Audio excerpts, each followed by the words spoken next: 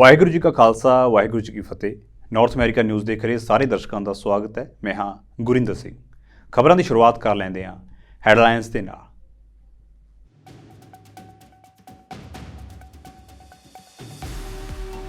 Colorado ਅਦਾਲਤ ਦੇ ਫੈਸਲੇ ਦੇ ਖਿਲਾਫ ਡੋਨਾਲਡ ਟਰੰਪ ਨੇ ਅਮਰੀਕੀ ਸੁਪਰੀਮ ਕੋਰਟ ਤੱਕ ਕੀਤੀ ਪਹੁੰਚ। ਟਰੰਪ ਨੇ ਅਮਰੀਕੀ ਸੁਪਰੀਮ ਕੋਰਟ ਨੂੰ ਫੈਸਲੇ ਨੂੰ ਬਦਲਣ ਦੀ ਕੀਤੀ ਹੈ ਬੇਨਤੀ।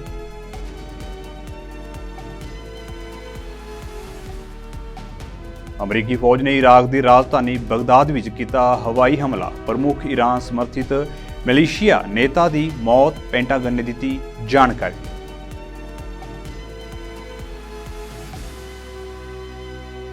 ਨਿਊਯਾਰਕ ਦੇ ਵਿੱਚ 300 ਲੋਕਾਂ ਨੂੰ ਲੈ ਕੇ ਜਾ ਰਹੀ ਸਬਵੇ ਟ੍ਰੇਨ ਦੇ ਪਟੜੀ ਤੋਂ ਉਤਰਨ ਦੇ ਕਾਰਨ 24 ਲੋਕ ਜ਼ਖਮੀ। ਐਮਰਜੈਂਸੀ ਟੀਮਾਂ ਦੇ ਵੱਲੋਂ ਯਾਤਰੀਆਂ ਦੀ ਕੀਤੀ ਜਾ ਰਹੀ ਹੈ ਮਦਦ। ਹਾਦਸੇ ਦੇ ਕਾਰਨਾਂ ਦੀ ਜਾਂਚ ਜਾਰੀ।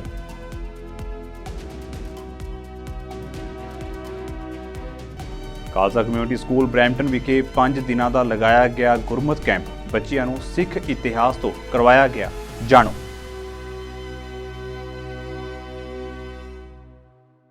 ਤੇ ਹੁਣ ਖਬਰਾਂ ਵਿਸਥਾਰ ਦੇ ਨਾਲ। ਅਮਰੀਕਾ ਦੇ ਵਿੱਚ ਰਾਸ਼ਟਰਪਤੀ ਚੋਣਾਂ ਹੋਣ ਵਾਲੀਆਂ ਨੇ। ਅਜਿਹੇ ਦੇ ਵਿੱਚ ਸਾਬਕਾ ਰਾਸ਼ਟਰਪਤੀ ਡੋਨਾਲਡ ਟਰੰਪ ਆਪਣੀ ਭਾਗੀਦਾਰੀ ਦਰਜ ਕਰਵਾਉਣ ਲਈ ਪੂਰੀ ਤਰ੍ਹਾਂ ਕੋਸ਼ਿਸ਼ ਕਰ ਰਹੇ ਨੇ। ਇਸ ਦੌਰਾਨ ਟਰੰਪ ਦੇ ਵੱਲੋਂ ਕੋਲੋਰਾਡੋ ਅਦਾਲਤ ਦੇ ਫੈਸਲੇ ਦੇ ਖਿਲਾਫ ਅਮਰੀਕੀ ਸੁਪਰੀਮ ਕੋਰਟ ਤੱਕ ਪਹੁੰਚ ਕੀਤੀ ਗਈ ਹੈ। ਅਮਰੀਕਾ ਦੇ ਸਾਬਕਾ ਰਾਸ਼ਟਰਪਤੀ ਡੋਨਾਲਡ ਟਰੰਪ ਦੀਆਂ ਮੁਸ਼ਕਲਾਂ ਲਗਾਤਾਰ ਵਧਦੀਆਂ ਜਾ ਰਹੀਆਂ ਨੇ। ਦਰਅਸਲ 2021 ਦੇ ਵਿੱਚ ਯੂਐਸ ਕੈਪੀਟਲ ਉੱਤੇ ਹੋਏ ਹਮਲੇ ਦੇ ਦੋਸ਼ਾਂ ਦੇ ਕਾਰਨ ਮੇਨ ਅਤੇ ਕੋਲੋਰਾਡੋ ਨੇ ਇਸ ਸਾਲ ਰਾਜਾਂ ਦੇ ਵਿੱਚ ਸਾਬਕਾ ਰਾਸ਼ਟਰਪਤੀ ਡੋਨਾਲਡ ਟਰੰਪ ਨੂੰ ਰਾਸ਼ਟਰਪਤੀ ਦੇ ਅਹੁਦੇ ਦੇ ਲਈ ਅਯੋਗ ਕਰਾਰ ਦਿੱਤਾ ਹੈ।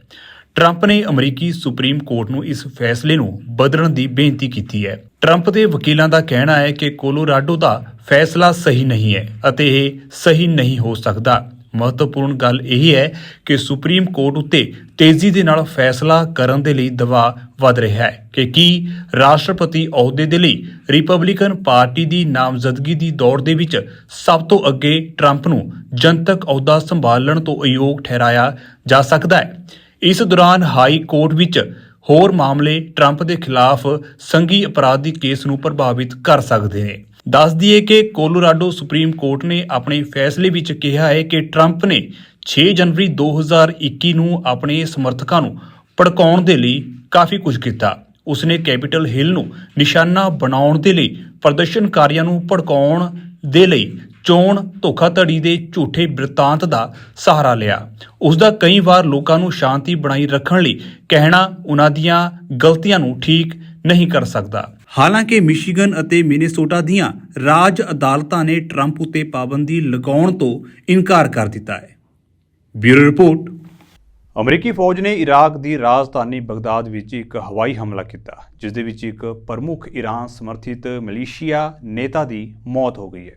ਜਵਾਬੀ ਕਾਰਵਾਈ ਦੀ ਜਾਣਕਾਰੀ ਦਿੰਦੇ ਹੋਏ ਅਮਰੀਕੀ ਰੱਖਿਆ ਮੰਤਰਾਲੇ ਪੈਂਟਾਗਨ ਨੇ ਕਿਹਾ ਹੈ ਕਿ ਹਵਾਈ ਹਮਲੇ ਦੇ ਵਿੱਚ ਮਾਰਿਆ ਗਿਆ ਮਿਲੀਸ਼ੀਆ ਨੇਤਾ ਇਰਾਕ ਦੇ ਵਿੱਚ ਅਮਰੀਕੀ ਫੌਜੀ ਮੁਲਾਜ਼ਮਾਂ ਉੱਤੇ ਹਾਲ ਹੀ ਦੇ ਵਿੱਚ ਹੋਏ ਹਮਲਿਆਂ ਲਈ ਜ਼ਿੰਮੇਵਾਰ ਹੈ। ਪੈਂਟਾਗਨ ਨੇ ਕਿਹਾ ਹੈ ਕਿ ਅਮਰੀਕੀ ਫੌਜ ਨੇ ਹਵਾਈ ਹਮਲੇ ਵਿੱਚ ਮੁਸ਼ਤਾਕ ਜਵਾਦ ਕਾਜ਼ਿਮ ਅਲ ਜ਼ਵਾਰੀ ਨੂੰ ਨਿਸ਼ਾਨਾ ਬਣਾਇਆ। ਜਵਾਰੀ ਹਰਕਤ ਅਲ ਨੁਜਾਬਾ ਸੰਗਠਨ ਦਾ ਨੇਤਾ ਸੀ, ਜੋ ਕਿ ਅਮਰੀਕੀ ਫੌਜੀ ਮੁਲਾਜ਼ਮਾਂ ਦੇ ਖਿਲਾਫ ਹਮਲਿਆਂ ਦੀ ਯੋਜਨਾ ਬਣਾਉਣ ਅਤੇ ਉਹਨਾਂ ਨੂੰ ਅੰਜਾਮ ਦੇਣ ਦੇ ਵਿੱਚ ਸ਼ਾਮਲ ਸੀ।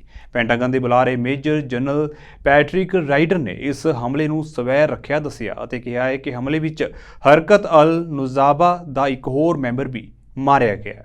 We continue to retain extensive U.S. military capability both in the Mediterranean and across the Middle East.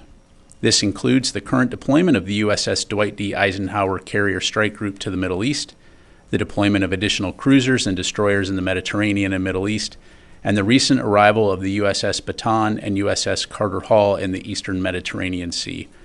Notably, the USS Bataan and USS Carter Hall joined the amphibious transport dock ship USS Mesa Verde and have consolidated as the amphibious ready group in the eastern Mediterranean along with the embarked 26th Marine Expeditionary Unit. The ARGMU consists of 3 ships, more than 50 aircraft, and approximately 4,000 sailors and Marines that provide sea-based expeditionary forces capable of conducting a wide range of missions in support of our regional deterrence efforts.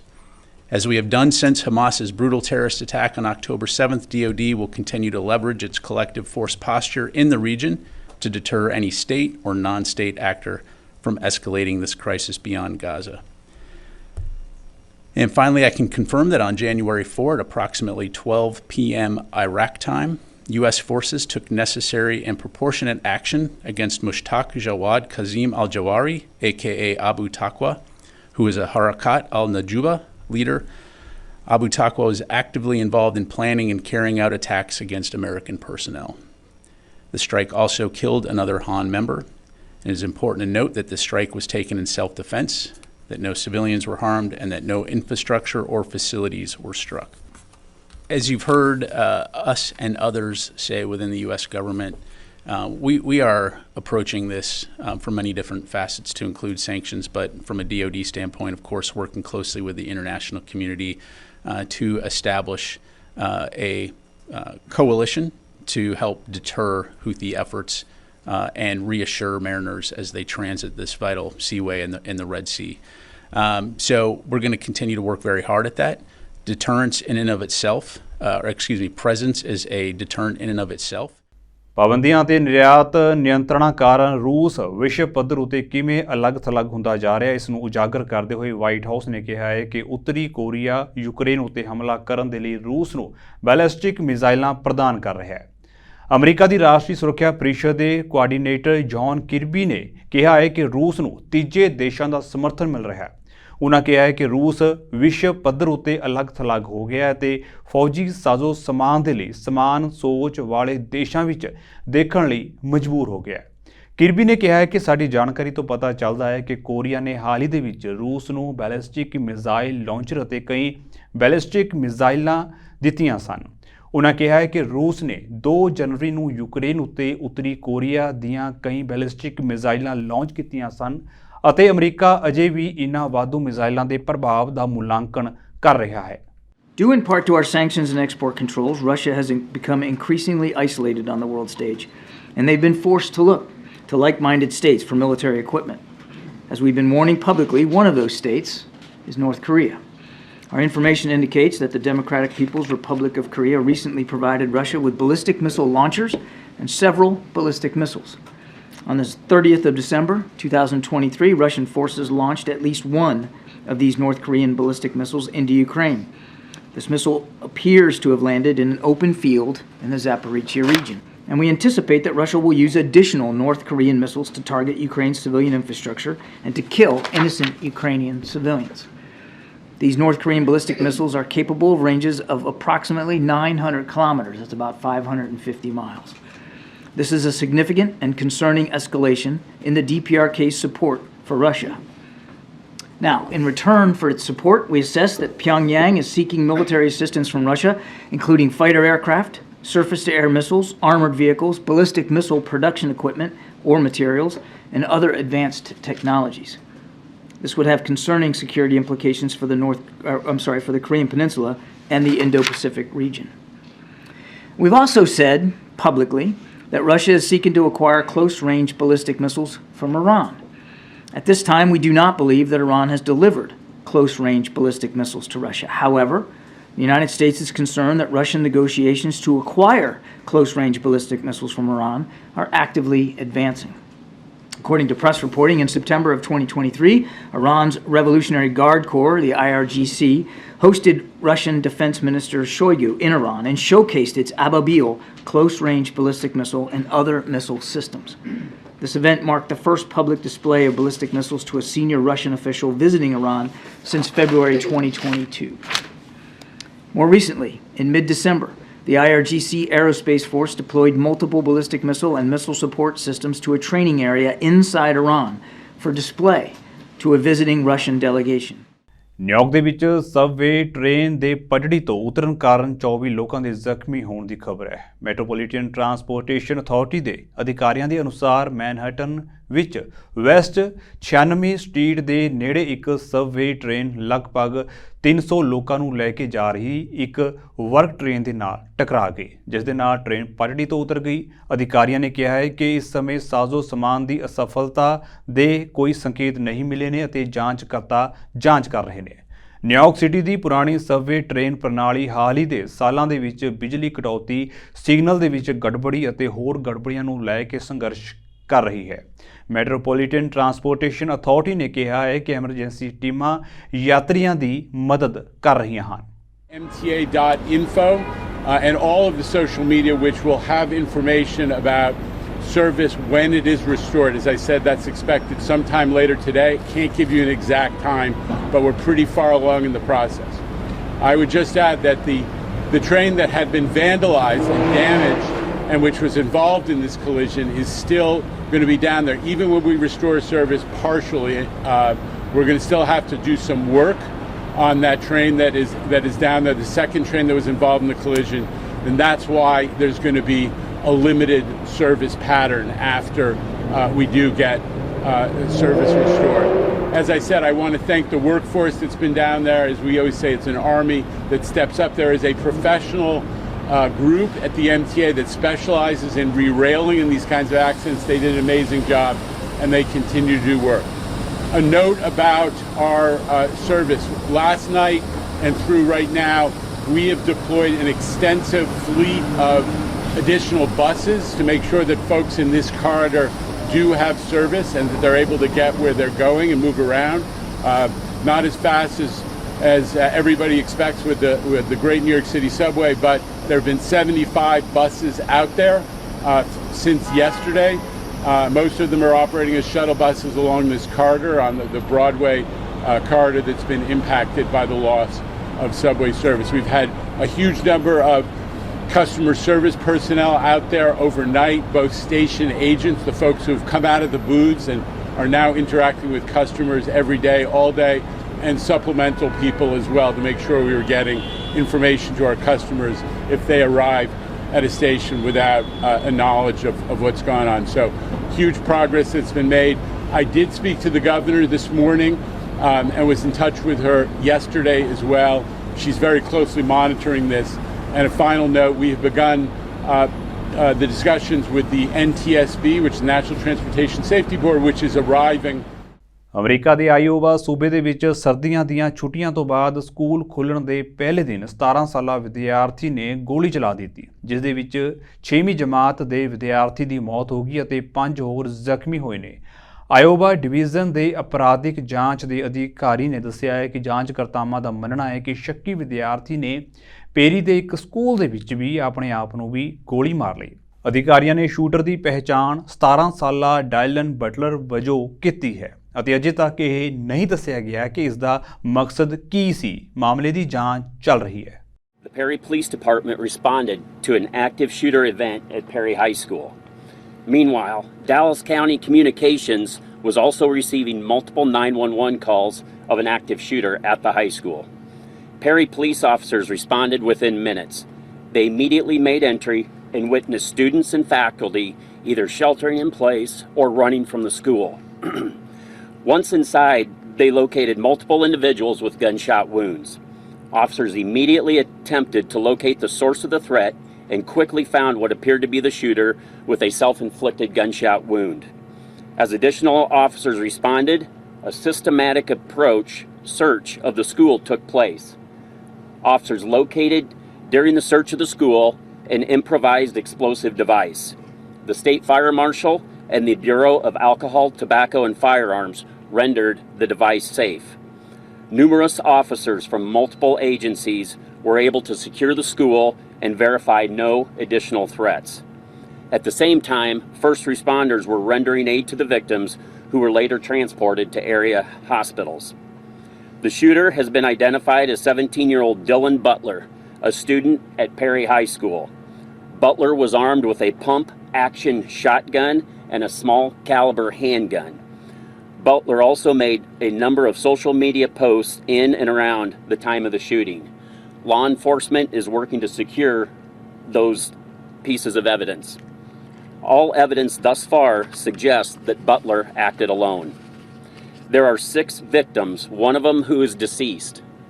That individual was a 6th grade student at Perry Middle School.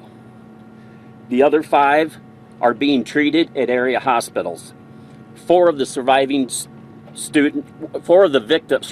victims are students, and the fifth is a school administrator. The law enforcement response was swift and immediate. Roughly 150 officers from local, state, and federal agencies responded within the hour.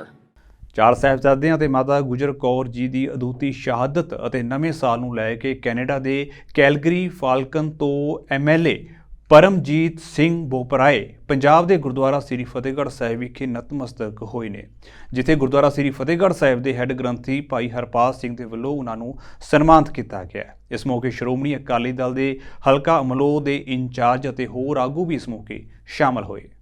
Calgary ਦੇ ਅੰਦਰ ਜੋ ਇੱਜ਼ਤ, ਜੋ ਮਾਣ, ਜੋ ਦਸਤਾਰ ਦਾ ਰੁਤਬਾ ਸਾਡੇ ਵੀਰ ਪਰਮਜੀਤ ਸਿੰਘ ਬੋਪਰਾਏ ਹੋਰਾਂ ਨੇ ਵਧਾਇਆ, ਉਹ ਸਮੁੱਚੇ ਸਿੱਖ ਪੰਥ ਵਾਸਤੇ ਬੜੀ ਸ਼ਾਨ ਦੀ ਗੱਲ ਹੈ। ਅਸਲ ਵਿੱਚ ਪਰਿਵਾਰਾਂ ਦੇ ਸੰਸਕਾਰ ਜਿਹੜੇ ਹੁੰਦੇ ਨੇ ਉਹ ਬਹੁਤ ਮਹੱਤਵ ਰੱਖਦੇ ਆ।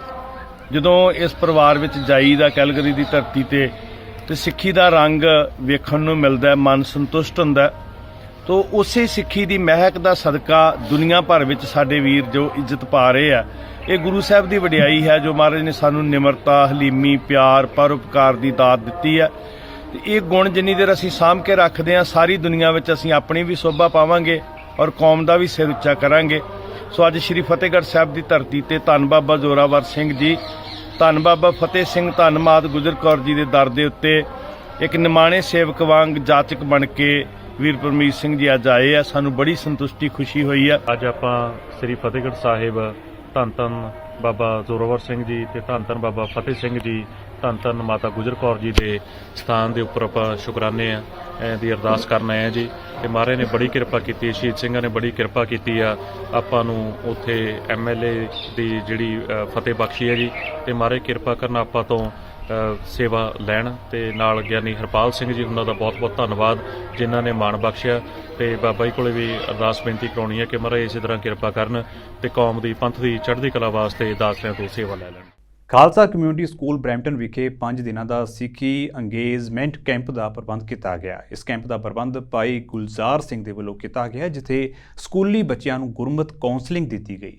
ਇਸ ਕੈਂਪ ਦੇ ਵਿੱਚ ਬੱਚਿਆਂ ਤੋਂ ਇਲਾਵਾ ਉਹਨਾਂ ਦੇ ਮਾਪਿਆਂ ਨੇ ਵੀ ਹਿੱਸਾ ਲਿਆ। ਇਸ ਕੈਂਪ ਦੇ ਵਿੱਚ ਬੱਚਿਆਂ ਨੂੰ ਗੁਰਮਤਿ ਬਾਰੇ ਜਾਣਕਾਰੀ ਦਿੱਤੀ ਗਈ, ਉਹਨਾਂ ਨੂੰ ਸਿੱਖੀ ਇਤਿਹਾਸ ਬਾਰੇ ਜਾਣੂ ਕਰਵਾਇਆ ਗਿਆ। ਇਸ ਦੌਰਾਨ ਅਖੀਰ ਦੇ ਵਿੱਚ ਬੱਚਿਆਂ ਨੂੰ ਸਰਟੀਫਿਕੇਟ ਵੀ ਦਿੱਤੇ ਗਏ। ਇਸ ਤਰੀਕੇ ਨਾਲ ਕਿ ਆਪ ਸਾਰਿਆਂ ਨੇ ਦੇਖਿਆ ਹੈਗਾ, ਸਾਡਾ ਇੱਥੇ ਬੱਚਿਆਂ ਦਾ ਤੇ ਪੇਰੈਂਟਸ ਦਾ ਕੈਂਪ ਚੱਲ ਰਿਹਾ ਸੀਗਾ, ਜੋ ਅਸੀਂ ਪੈਰੈਂਟਿੰਗ ਸਕਿੱਲਸ ਪੇਰੈਂਟਸ ਨੂੰ ਲਰਨ ਕਰਵਾਈਆਂ, ਨਾਲ ਹੀ ਉਹਨਾਂ ਨੂੰ ਬੱਚਿਆਂ ਦੇ ਨਾਲ ਸ਼ੇਅਰ ਕੀਤਾ। ਸਾਡਾ ਸੈਕਿੰਡ ਕੈਂਪ ਆ। ਪਹਿਲੇ ਕੈਂਪ ਦੀ ਸਾਨੂੰ ਜੋ ਫੀਡਬੈਕ ਮਿਲੀ, ਉਸ ਤੋਂ ਬਾਅਦ ਅਸੀਂ ਉਸ ਨੂੰ ਉਸ ਰੂਪ ਦੇ ਵਿੱਚ ਅੰਗੇਜ ਕੀਤਾ ਹੈਗਾ ਤੇ ਨਾ ਵੀ ਇਹਦਾ ਸਿੱਖੀ ਅੰਗੇਜਮੈਂਟ ਕੈਂਪ ਰੱਖਿਆ ਸੀ। ਸੋ ਇਸ ਸਾਰੇ ਤੋਂ ਜਿਹੜੀ ਸਾਡੀ ਹੋਪ ਤੇ ਉਮੀਦ ਸੀਗੀ ਉਹ ਲਾਸਟ ਟਾਈਮ ਡਿਲੀਵਰ ਹੋਈ। ਇਸ ਵਾਰੀ ਉਸ ਨੂੰ ਅਸੀਂ ਨੈਕਸਟ ਸਟੈਪ ਤੇ ਲੈਣ ਦੀ ਕੋਸ਼ਿਸ਼ ਕੀਤੀ ਹੈਗੀ ਹੈ। ਅਸੀਂ ਇੱਕ ਬਹੁਤ ਹੀ ਵਧੀਆ ਵਰਕਸ਼ਾਪ ਜਿਹੜੀ ਕਿ ਸਾਡੇ ਬਹੁਤ ਹੀ ਸਤਿਕਾਰਯੋਗ ਵੀਰ ਗੁਲਜ਼ਾਰ ਸਿੰਘ ਹੁਣਾਂ ਨੇ ਅਰੇਂਜ ਕੀਤੀ ਸੀ, ਜਿਹਦੇ ਵਿੱਚ ਬੱਚਿਆਂ ਲਈ ਵੱਖਰੇ ਸਬਜੈਕਟਸ ਹਨ ਤੇ ਪੇਰੈਂਟਸ ਲਈ ਵੀ। ਅੱਜ ਆਪਾਂ ਉਹਦੇ ਵਿੱਚ ਬੈਠ ਕੇ ਦੇਖਿਆ ਜਿਹੜੀ ਅੱਜ ਮੁੱਖ ਸਮੇਂ ਦੀ ਲੋੜ ਆ, ਕਿਉਂਕਿ ਆਪਾਂ ਆਪਣੀ ਜਿਹੜੀ ਯੂਥ ਆ, ਆਪਣੇ ਜਿਹੜੇ ਬੱਚੇ ਆ, ਉਹਨਾਂ ਨੂੰ ਸੰਭਾਲਣਾ ਹੈ। ਅੱਜ ਜੋ ਸਾਡੇ ਵੀਰ ਜੀ ਗੁਲਜ਼ਾਰ ਸਿੰਘ ਉਹਨਾਂ ਨੇ ਜੋ ਕਾਉਂਸਲਿੰਗ ਦਾ ਕੈਂਪ ਲਾਇਆ ਸੀ ਖਾਲਸਾ ਸਕੂਲ ਵਿਖੇ, ਇੱਥੇ ਆਉਣ ਦਾ ਮੌਕਾ ਮਿਲਿਆ। ਜੋ ਇਹਨਾਂ ਨੇ ਪੇਰੈਂਟਸ ਤੇ ਬੱਚਿਆਂ ਨੂੰ ਕਾਉਂਸਲਿੰਗ ਕੀਤੀ, ਅਸੀਂ ਆਪ ਹੀ ਬੈਠ ਕੇ ਇੱਥੇ ਸੁਣਿਆ ਤੇ ਬਹੁਤ ਹੀ ਵਧੀਆ ਉਪਰਾਲਾ ਜਿਹਦੀ ਸਾਨੂੰ ਬਹੁਤ ਲੋੜ ਆ। ਅਸੀਂ ਇਕੱਲਾ ਇਹਨਾਂ ਤੇ ਨਾ ਛੱਡੀਏ, ਸਾਨੂੰ ਘਰਾਂ ਵਿੱਚ ਵੀ ਇਹਨਾਂ ਬੱਚਿਆਂ ਨੂੰ ਟਾਈਮ ਦੇਣ ਦੀ ਲੋੜ ਆ। ਤੇ ਇੱਥੇ ਭਾਈ ਗੁਲਜ਼ਾਰ ਸਿੰਘ ਜੀ ਹੋਰਾਂ ਵੱਲੋਂ ਇੱਕ ਖਾਸ ਉਪਰਾਲਾ ਕੀਤਾ ਗਿਆ, ਜਿਹਦੇ ਵਿੱਚ ਸੈਕੰਡ ਟਾਈਮ ਸਿੱਖੀ ਇੰਗੇਜਮੈਂਟ ਕੈਂਪ ਦਾ ਆਯੋਜਨ ਕੀਤਾ ਗਿਆ, ਜਿੱਥੇ ਮਾਂ-ਬਾਪ ਨੂੰ ਵੀ ਤੇ ਬੱਚਿਆਂ ਨੂੰ ਵੀ ਇਕੱਠਿਆਂ ਨੂੰ ਇੱਕ ਤਰ੍ਹਾਂ ਦੇ ਨਾਲ 5 ਦਿਨ ਦੇ ਲਈ ਇਹੋ ਜਿਹੀ ਦੁਨੀਆ ਦੇ ਵਿੱਚ ਲੈ ਕੇ ਜਾਣਾ, ਇੱਕ ਇਹੋ ਜਿਹੇ ਜ਼ੋਨ ਦੇ ਵਿੱਚ ਲੈ ਕੇ ਜਾਣਾ ਜਿਹਦੀ ਸਾਡੀ ਕਮਿਊਨਿਟੀ ਨੂੰ ਬਹੁਤ ਵੱਡੀ ਲੋੜ ਹੈ। ਉਹਦੇ ਲਈ ਪਹਿਲਾਂ ਤਾਂ ਅਸੀਂ ਭਾਈ ਗੁਲਜ਼ਾਰ ਸਿੰਘ ਜੀ ਹੋਰਾਂ ਦਾ ਬਹੁਤ-ਬਹੁਤ ਧੰਨਵਾਦ ਕਰਦੇ ਹਾਂ, ਸਾਰੇ ਪ੍ਰੈਜ਼ੈਂਟਰਸ ਦਾ, ਵਿਸ਼ੇਸ਼ ਤੌਰ ਦੇ ਉੱਤੇ UK ਤੋਂ ਰਾਜਵਿੰਦਰ ਸਿੰਘ ਗਿੱਲ ਹੋਰੀ ਜਿਹੜੇ ਇਸ ਫੀਲਡ ਨੂੰ ਸਾਈਕੋਲੋਜੀਕਲ ਐਂਗਲ ਤੋਂ ਕਵਰ ਕਰਨ ਦੇ ਲਈ ਵਿਸ਼ੇਸ਼ ਤੌਰ ਦੇ ਉੱਤੇ ਪਹੁੰਚੇ ਹੋਏ ਸੀ, ਉਹਨਾਂ ਦਾ ਬਹੁਤ-ਬਹੁਤ ਧੰਨਵਾਦ ਕਰਦੇ ਹਾਂ। ਬੀਇੰਗ ਇਨ ਮੀਡੀਆ ਵੀ ਮੈਂ ਜੇ ਆਪਣੀ ਗੱਲ ਕਰਾਂ ਤਾਂ ਮੈਨੂੰ ਇਹ ਲੱਗਦਾ ਕਿ ਸਾਡੇ ਲਈ ਮੀਡੀਆ ਲਈ ਵੀ ਇਸ ਤਰ੍ਹਾਂ ਦੇ ਜਿਹੜੇ ਸੈਸ਼ਨਸ ਨੇ ਉਹਨਾਂ ਨੂੰ ਪ੍ਰਮੋਟ ਕਰਨਾ ਜਾਂ ਲੋਕਾਂ ਤੱਕ ਪਹੁੰਚਦੇ ਕਰਨਾ ਇੱਕ ਉਹ ਵੀ ਬਹੁਤ ਲਾਜ਼ਮੀ ਹਿੱਸਾ ਹੈ। ਬਰੈਂਪਟਨ ਦੇ ਵਿੱਚ ਅਲਗੋਮਾ ਯੂਨੀਵਰਸਿਟੀ ਦੇ ਇੰਟਰਨੈਸ਼ਨਲ ਸਟੂਡੈਂਟਸ ਨੇ ਯੂਨੀਵਰਸਿਟੀ ਪ੍ਰਸ਼ਾਸਨ ਦੇ ਖਿਲਾਫ ਰੋਸ ਪ੍ਰਦਰਸ਼ਨ ਕੀਤਾ। ਇਨ੍ਹਾਂ ਸਟੂਡੈਂਟਸ ਦਾ ਕਥਿਤ ਦੋਸ਼ ਹੈ ਕਿ ਯੂਨੀਵਰਸਿਟੀ ਉਹਨਾਂ ਨੂੰ ਜਾਣਬੁੱਝ ਕੇ ਫੇਲ ਕਰ ਰਹੀ ਹੈ। ਰੋਸ ਪ੍ਰਦਰਸ਼ਨ ਕਰ ਰਹੇ ਵਿਦਿਆਰਥੀਆਂ ਦਾ ਕਹਿਣਾ ਹੈ ਕਿ ਉਹਨਾਂ ਦੇ ਪੇਪਰ ਬਹੁਤ ਵਧੀਆ ਹੋਏ ਸਨ। ਵਿਦਿਆਰਥੀਆਂ ਦਾ ਕਥਿਤ ਦੋਸ਼ ਹੈ ਕਿ ਇੱਕ ਖਾਸ ਵਿਸ਼ੇ ਦੇ ਪ੍ਰੋਫੈਸਰ ਦੇ ਵੱਲੋਂ ਉਹਨਾਂ ਨੂੰ ਧੱਕੇ ਦੇ ਨਾਲ ਫੇਲ ਕੀਤਾ ਜਾ ਰਿਹਾ ਹੈ, ਜੋ ਕਿ ਸਰਾਸਰ ਗਲਤ ਹੈ।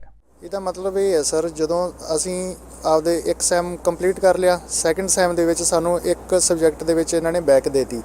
ਅਸੀਂ ਪਹਿਲੇ ਵਾਰੀ ਸੋਚਿਆ ਚਲੋ ਕੋਈ ਗੱਲ ਨਹੀਂ, ਸਾਡੀ ਗਲਤੀ ਹੋ ਸਕਦੀ ਹੈ, ਜਦੋਂ ਸਾਰੇ ਸਬਜੈਕਟ ਅਸੀਂ ਪਾਸ ਹੈ ਤੇ ਇੱਕ ਸਬਜੈਕਟ 'ਚ ਹੋ ਸਕਦਾ ਅਸੀਂ ਫੇਲ ਹੋ ਗਏ, ਕੋਈ ਗੱਲ ਨਹੀਂ। ਅਸੀਂ ਦੁਬਾਰਾ ਅਟੈਂਪਟ ਕੀਤਾ। 4 ਮਹੀਨੇ ਸਾਡੇ ਕੋਲ ਕੰਮ ਵੀ ਹੈ ਨਹੀਂ ਸੀਗਾ, ਸਾਡੇ ਕੋਲ ਇੱਕ ਹੀ ਸਬਜੈਕਟ ਸੀਗਾ ਸਟੱਡੀ ਕਰਨ ਵਾਸਤੇ। ਅਸੀਂ ਪੂਰੀ ਸਟੱਡੀ ਕਰਕੇ ਸਾਰੀਆਂ ਅਸਾਈਨਮੈਂਟ ਕੰਪਲੀਟ ਕਰਕੇ ਕੁਇਜ਼ ਸਾਰੇ ਦੇ ਕੇ ਤੇ ਅਸੀਂ ਉਹਨਾਂ ਨੂੰ ਸਬਮਿਟ ਕਰਵਾਤਾ, ਪਰ ਇਹਨਾਂ ਨੇ ਫਿਰ ਸਾਨੂੰ ਫੇਲ ਕਰਤਾ। ਅਸੀਂ ਡੈਮ ਸ਼ੋਰ ਹੈਗੇ ਆ ਵੀ ਸਾਨੂੰ ਕੋਈ ਵੀ ਦਿੱਕਤ ਨਹੀਂ ਗਈ ਉਹਦੇ ਵਿੱਚ। ਅਸੀਂ ਜਿਹੜਾ ਅਟੈਂਪਟ ਕੀਤਾ ਹੈ ਉਹਦੇ ਵਿੱਚ ਸਾਨੂੰ 100% ਸ਼ੋਰ ਹੈ ਵੀ ਅਸੀਂ ਪਾਸ ਹਾਂ ਉਹਦੇ ਵਿੱਚ, ਪਰ ਇਹ ਇੰਟੈਂਸ਼ਨਲੀ ਸਾਨੂੰ ਫੇਲ ਕਰੀ ਜਾਂਦੇ ਆ। ਇਹਨਾਂ ਨੇ ਰੇਸ਼ੋ ਰੱਖ ਰੱਖਿਆ ਹੈ ਵੀ ਅੱਧੇ ਸਟੂਡੈਂਟ ਪਾਸ ਕਰ ਦਿਓ, ਅੱਧੇ ਫੇਲ ਕਰ ਦਿਓ। ਅਸੀਂ ਸੈਕਿੰਡ ਟਾਈਮ ਫੇਲ ਹੋਏ ਹੋਏ ਸਟੂਡੈਂਟ ਹੈ, ਸਾਡੇ 70-80 ਸਟੂਡੈਂਟ ਸੈਕਿੰਡ ਟਾਈਮ ਫੇਲ ਹੋਏ ਹੋਏ ਹੈ, ਜਿਨ੍ਹਾਂ 'ਚ ਅੱਧੇ ਸੈਕਿੰਡ ਟਾਈਮ ਅੱਧੇ ਫਸਟ ਟਾਈਮ ਵੀ ਹੈਗੇ ਆ। ਜਿੱਲੇ ਫੇਲ ਹੋਏ ਆਪਾਂ ਨੂੰ ਜਸਟ ਮੇਲ ਕੀਤੀ ਸਰ ਨੂੰ ਕਿ ਸਰ ਤੁਸੀਂ ਸਾਨੂੰ ਦੱਸ ਸਕਦੇ ਹੋ ਕਿ ਅਸੀਂ ਕਿਹੜੀ ਚੀਜ਼ 'ਚੋਂ ਫੇਲ ਹੋਏ ਹਾਂ, ਕਿ ਚਲੋ ਅਸੀਂ ਇਹ ਨਹੀਂ ਕਹਿੰਦੇ ਕਿ ਤੁਸੀਂ ਸਾਨੂੰ ਫੇਲ ਕਰਤਾ ਅਤੇ ਤੁਸੀਂ ਗਲਤ ਕੀਤਾ, ਤੇ ਸਾਨੂੰ ਇੰਨਾ ਦੱਸ ਦਿਓ ਕਿ ਜਿਹੜੇ ਅਸੀਂ ਫੇਲ ਹੋਏ ਹਾਂ ਅਤੇ ਅਸੀਂ ਅੱਗੇ ਜਿਹੜੇ ਨੈਕਸਟ ਟਾਈਮ ਲਈ ਕਰਦੇ ਆਪਾਂ ਰੀਅਪਲਾਈ ਕਰਦੇ ਹਾਂ ਅਤੇ ਸਾਡੇ ਆਉਣ ਵਾਲੇ ਟਾਈਮ ਦੇ ਵਿੱਚ ਸਾਨੂੰ ਸਹੀ ਰਵੇ। ਤਾਂ ਉਹ ਕਹਿੰਦਾ ਕਿ ਮੇਰੇ ਕੋਲ ਕੋਈ ਨਹੀਂ ਹੈ। ਉਹਨੇ ਪਹਿਲਾਂ ਰਿਪਲਾਈ ਨਹੀਂ ਕੀਤਾ, 3-4 ਮੇਲਾਂ ਕੀਤੇ, ਉਹਨੇ ਰਿਪਲਾਈ ਨਹੀਂ ਕੀਤਾ। ਬਾਅਦ 'ਚੋਂ ਮੇਲ ਕਰਕੇ ਕਹਿੰਦਾ ਕਿ ਮੇਰੇ ਕੋਲ ਕੋਈ ਰੀਜ਼ਨ ਨਹੀਂ ਹੈ ਅਤੇ ਬਸ ਤੁਸੀਂ ਅਵਾਰਡਿਡ ਹੋ 0 ਅਤੇ ਮੈਂ ਤੁਹਾਨੂੰ 0 ਦੇਤਾ, ਦੈਟਸ ਇਟ। ਕਹਿੰਦਾ ਮੈਨੂੰ ਮੇਲ ਨਹੀਂ ਕਰਨੀ। ਉਹਨੇ ਹਰ ਇੱਕ ਸਟੂਡੈਂਟ ਨੂੰ, ਸਿਰਫ ਮੈਨੂੰ ਨਹੀਂ, ਹਰ ਇੱਕ ਸਟੂਡੈਂਟ ਨੂੰ ਉਹਨੇ ਪੁਰਾਣੇ ਸਾਲ ਕਿਸੇ ਬੱਚੇ ਨੇ, ਇੱਕ ਜੋਤ ਕਰਕੇ ਬੱਚਾ, ਉਹਨੇ ਮੇਲ ਕੀਤੀ ਸੀਗੀ ਕਿ ਮੈਂ ਮੈਂਟਲੀ ਇੱਦਾਂ ਹੈਗਾ, ਮਤਲਬ ਕਿ ਉਹਨੇ ਕੀਤਾ ਅਤੇ ਕਹਿੰਦਾ ਕਿ ਮੈਂ ਉਹਨੂੰ ਕਾਫੀ ਬੱਚਿਆਂ ਨੂੰ ਬਲੌਕ ਕਰ ਚੁੱਕਿਆ ਅਤੇ ਤੁਹਾਨੂੰ ਸਾਰਿਆਂ ਨੂੰ ਮੈਂ ਬਲੌਕ ਕਰ ਦੂੰਗਾ ਜੇ ਤੁਸੀਂ ਮੈਨੂੰ ਬਾਰ-ਬਾਰ ਮੇਲ ਕਰੋਗੇ ਤੇ। So it's our orientation day today, and it's very bad to see children like this. We are not expecting this on our orientation day. I mean, we can see our future. We will be also standing like that. And what is the future? Nothing. At least we don't expect these kind of things. It is a free country. This is Canada. I mean, we don't expect these kind of things after coming and paying such a filthy amount, and we are standing over here when we see students like this struggling a lot. Punjab ਦੇ ਜੰਮੇ ਜਾਇਆਂ ਨੇ ਵਿਦੇਸ਼ਾਂ ਦੇ ਵਿੱਚ ਜਾ ਕੇ ਸਖਤ ਮਿਹਨਤ ਕੀਤੀ ਅਤੇ ਵੱਡੇ ਮੁਕਾਮ ਹਾਸਲ ਕੀਤੇ ਅਤੇ ਆਪਣੀ ਧਰਤੀ ਦਾ ਨਾਮ ਰੌਸ਼ਨ ਕੀਤਾ, ਤਾਂ ਉੱਥੇ ਹੀ ਕੁਝ ਅਜਿਹੇ ਪੰਜਾਬੀ ਵੀ ਨੇ ਜੋ ਪੰਜਾਬ ਦੀ ਸ਼ਾਨ ਖਰਾਬ ਕਰ ਰਹੇ ਨੇ। ਇੱਕ ਹੋਰ ਤਾਜ਼ਾ ਮਾਮਲਾ ਐਡਮਿੰਟਨ ਤੋਂ ਸਾਹਮਣੇ ਆਇਆ ਹੈ, ਜਿੱਥੇ ਪੰਜਾਬੀ ਨੌਜਵਾਨਾਂ ਨੇ ਹੁਣ ਕਥਿਤ ਤੌਰ ਉੱਤੇ ਜਬਰੀ ਵਸੂਲੀ, ਸਾੜ ਫੂਕ ਅਤੇ ਗੋਲੀਬਾਰੀ ਦਾ ਧੰਦਾ ਸ਼ੁਰੂ ਕੀਤਾ ਹੈ। ਐਡਮਿੰਟਨ ਪੁਲਿਸ ਸਰਵਿਸ ਨੇ ਇਸ ਗੱਲ ਦੀ ਪੁਸ਼ਟੀ ਕੀਤੀ ਹੈ ਕਿ ਪੁਲਿਸ ਅਕਤੂਬਰ ਤੋਂ ਲੈ ਕੇ ਹੁਣ ਤੱਕ ਇਲਾਕੇ ਦੇ ਵਿੱਚ ਜ਼ਬਰੀ ਵਸੂਲੀ ਦੀਆਂ ਘੱਟੋ-ਘੱਟ 18 ਘਟਨਾਵਾਂ ਦੀ ਜਾਂਚ ਕਰ ਰਹੀ ਹੈ ਅਤੇ ਜਾਂਚਕਾਰਾਂ ਦਾ ਮੰਨਣਾ ਹੈ ਕਿ ਅਜਿਹੇ ਹੋਰ ਵੀ ਮਾਮਲੇ ਹੋ ਸਕਦੇ ਨੇ। ਦੋਸ਼ੀ ਪੀੜਤਾਂ ਤੋਂ ਮੋਟੀ ਰਕਮ ਦੀ ਮੰਗ ਕਰਦੇ ਨੇ ਅਤੇ ਰਕਮ ਨਾ ਦੇਣ ਉੱਤੇ ਉਹਨਾਂ ਦੇ ਨਵੇਂ ਮਕਾਨਾਂ ਨੂੰ ਅੱਗ ਲਾ ਦਿੰਦੇ ਨੇ। ਜਾਂਚਕਰਤਾਵਾਂ ਦਾ ਕਹਿਣਾ ਹੈ ਕਿ ਘਰਾਂ ਨੂੰ ਨੌਜਵਾਨਾਂ ਦੇ ਇੱਕ ਗਿਰੋਹ ਨੇ ਅੱਗ ਲਾ ਦਿੱਤੀ ਸੀ, ਜਿਨ੍ਹਾਂ ਨੂੰ ਗੈਸ ਦੇ ਡੱਬੇ ਲੈ ਕੇ ਜਾਂਦੇ ਵੇਖਿਆ ਗਿਆ ਸੀ। ਇਸ ਤੋਂ ਬਾਅਦ 6 ਨੌਜਵਾਨਾਂ ਨੂੰ ਗ੍ਰਿਫਤਾਰ ਕੀਤਾ ਗਿਆ ਹੈ। ਉਹ ਫਿਰੌਤੀ ਦੇ ਮਾਮਲਿਆਂ ਨਾਲ ਜੁੜੇ ਹੋਏ ਨੇ। ਪੁਲਿਸ ਨੇ ਇੱਕ ਨੌਜਵਾਨ ਦੀ ਫੋਟੋ ਵੀ ਜਾਰੀ ਕੀਤੀ ਸੀ। ਉਸ ਉੱਤੇ 29 ਦਸੰਬਰ ਨੂੰ ਵੁੱਡਹੈਟਨ ਪੁਆਇੰਟ ਉੱਤੇ ਜਾਣ ਬੁੱਝ ਕੇ ਅੱਗ ਲਾਉਣ ਦਾ ਦੋਸ਼ ਹੈ।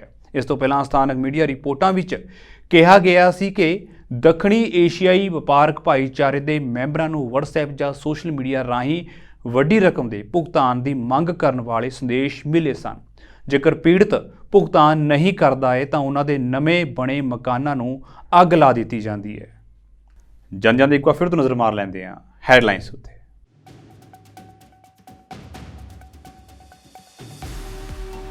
ਕੋਲੋਰਾਡੋ ਅਦਾਲਤ ਦੇ ਫੈਸਲੇ ਦੇ ਖਿਲਾਫ ਡੋਨਾਲਡ ਟਰੰਪ ਨੇ ਅਮਰੀਕੀ ਸੁਪਰੀਮ ਕੋਰਟ ਤੱਕ ਕੀਤੀ ਪਹੁੰਚ। ਟਰੰਪ ਨੇ ਅਮਰੀਕੀ ਸੁਪਰੀਮ ਕੋਰਟ ਨੂੰ ਫੈਸਲੇ ਨੂੰ ਬਦਲਣ ਦੀ ਕੀਤੀ ਹੈ ਬੇਨਤੀ।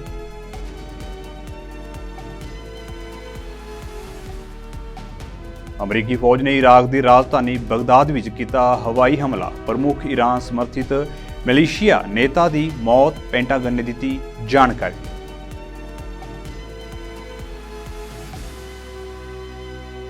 ਨਿਊਯਾਰਕ ਦੇ ਵਿੱਚ 300 ਲੋਕਾਂ ਨੂੰ ਲੈ ਕੇ ਜਾ ਰਹੀ ਸਬਵੇ ਟ੍ਰੇਨ ਦੇ ਪਟੜੀ ਤੋਂ ਉਤਰਨ ਦੇ ਕਾਰਨ 24 ਲੋਕ ਜ਼ਖਮੀ। ਐਮਰਜੈਂਸੀ ਟੀਮਾਂ ਦੇ ਵੱਲੋਂ ਯਾਤਰੀਆਂ ਦੀ ਕੀਤੀ ਜਾ ਰਹੀ ਹੈ ਮਦਦ। ਹਾਦਸੇ ਦੇ ਕਾਰਨਾਂ ਦੀ ਜਾਂਚ ਜਾਰੀ।